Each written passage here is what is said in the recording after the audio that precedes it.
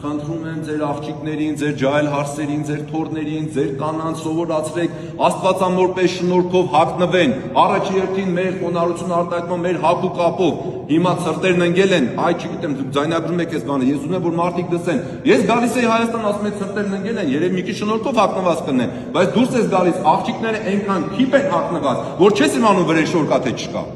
Ամոթ է, պետք է մարդիկ իմանան եւ տղամարդիկ մենք էլ չհանդուրժենք, կամ Facebook-ներում նայում ես սոցիալական ցանցերում, տղամարդը կանգնած է, կինը կողքը կանգնած, կիսամեր, որ տղամարդը այդ բանը դնում է իր բանին,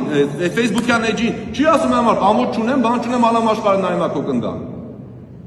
Այս բանը մենք պետք է իմանանք, ամոթ, ապուր, հետ պետք է գանց այս բաները։ Տղամարդկությունը չի մահացել եւ ավասիկ Աստվածամոր օրինակը մեր ամեն մի աղջկան, երիտասարդ աղջկան կամ տարիքով կնոջը օրինակ պետք է լինի։ Ես տարիներով մեծացել եմ, գյուղ եմ գնացել, տատիկիս մազերը չեմ տեսել մի անգամ, որովհետև ամբողջ ընթացքում գլխաշորով էր այդ կինը ման գալիս։ Մի անգամ հիվանդ էր, հորքուրներս մազերն էին արձակում, որ չգիտեմ դեղ պետք է տань թե ինչ, ասեցի ինչ տատիկիս մազեր ունի, չէի տեսել այս բան, բայց ինչքան ենք մենք ընկել, դրա համար ինչքան կարևոր է Աստվածամորն ունենալ որպես սրբության եւ խոնարհության օրինակ։ Սա է հիմնական դասը, որ մենք սովորում ենք այսօր սիրելի ժողովուրդ այս տոնից։